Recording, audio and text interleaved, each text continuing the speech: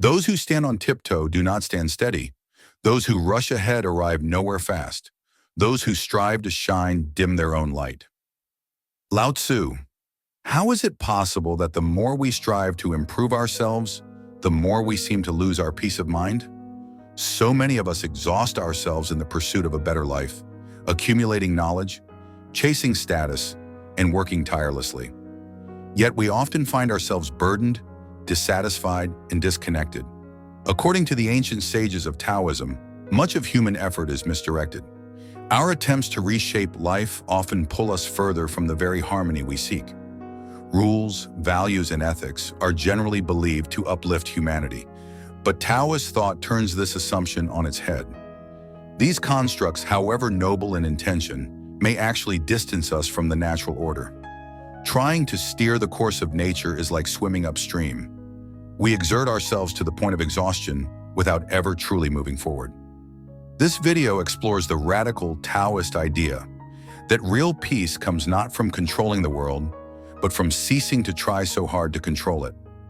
Behind all existence lies a vast, ineffable force the Taoists called the Tao. Not because it's a precise label, but because no other word fits better. The Tao isn't something we can touch or see directly. It's beyond form and comprehension. Still, we can align with it, sense it, live in its rhythm. Our desire to explain and categorize the universe is, to Taoist eyes, a tragic misstep. We name, define, and divide the world, creating a sense of order, but at the same time, we distance ourselves from the mysterious, flowing reality. As Lao Tzu poetically wrote, 5 colors blind the eye, 5 notes deafen the ear, 5 flavors dull the taste. We enhance the world by organizing it, but we also limit it.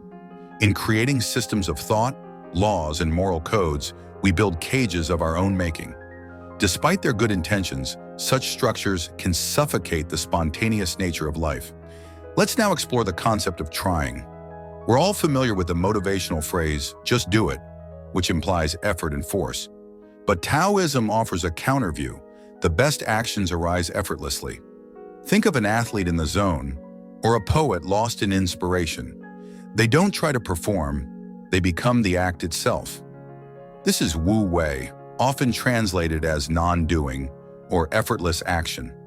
In a flow state, action becomes smooth, seamless, and natural.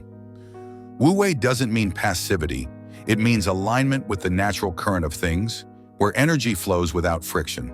Today's culture emphasizes hustle, productivity, and ceaseless effort.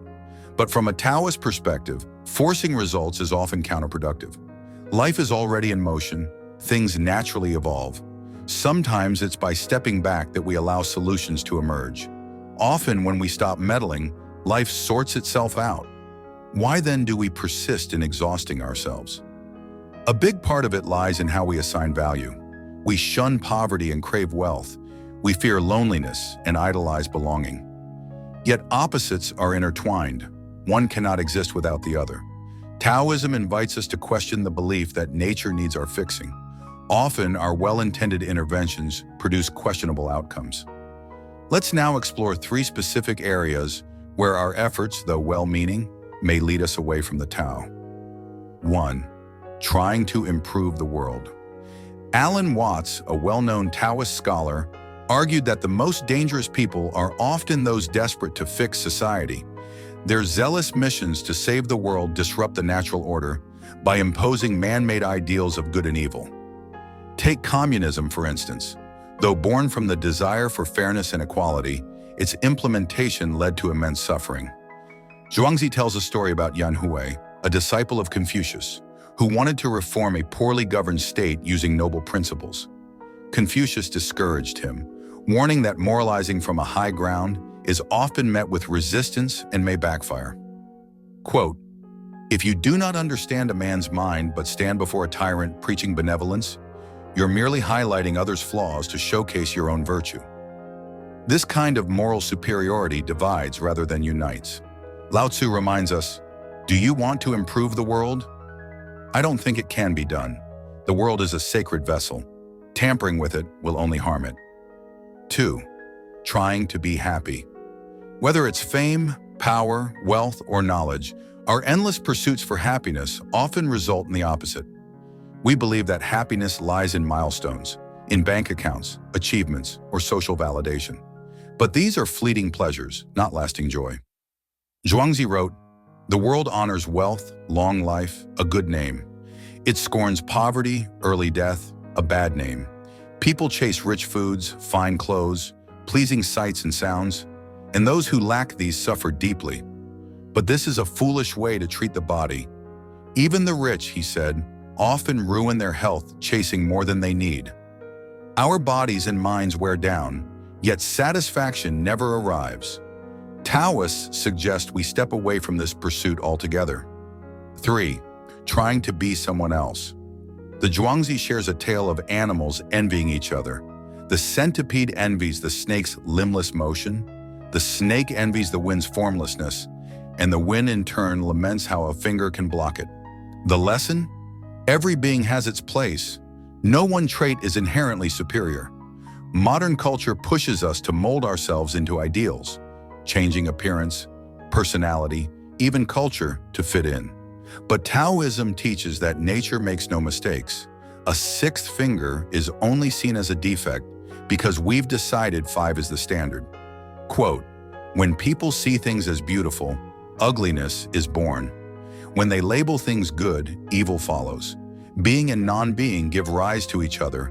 High and low define each other." Taoism encourages us to honor our nature rather than fight it. So how do we apply these lessons today? Zhuangzi recommends the middle path. Don't overextend, stay centered.